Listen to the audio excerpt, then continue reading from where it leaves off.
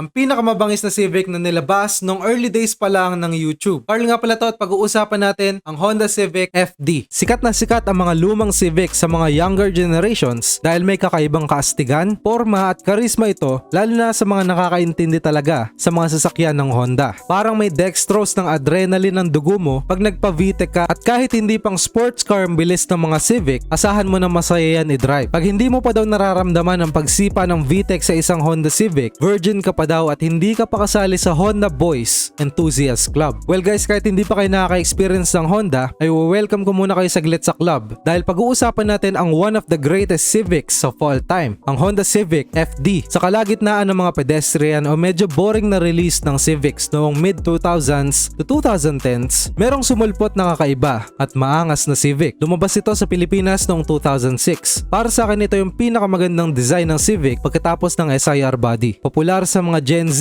dahil pag pinark mo nga naman ito sa parking lot ng school nyo, tatawag talaga ng atensyon. Isa rin ito sa mga pangarap kong Civic, ang 8th generation Honda Civic FD. Anong ibig sabihin ng FD? Ang sabi ng iba, face design daw dahil sa modern design ang pinopromote ng Civic FD. Pero ang FD ay chassis code lang naman ng mga bagong Civic. Ganyan naman yung marketing ng mga racing cars para magtunog astig. Lalagyan sa huli ng code names kaya ng GR, 86, Evo, EX. Alam ko may meaning yung mga yan pero hindi maikakaila na nilagay nila yan para magtunog cool. Sa case ng Civic na to, FD ang codename niya. Usapang specs naman tayo. Meron itong dalawang variants, FD1 at FD2. Chassis, transmission at suspension, pare-parehas lang sa mga variants. Parehas napaka-komportable ng interior at isa sa mga best designed interiors ng Civic. Ito lang yung pagkakaiba nila. Yung FD1 merong 1.8 liter SOHC iVTEC engine. Codename R18A1. Umabot ito sa 140 horsepower at 174 Newton meters ng torque. Included dito ang hydraulic power steering. Yung FD2 naman, medyo mabilis at upgraded ng konti. Merong 2.0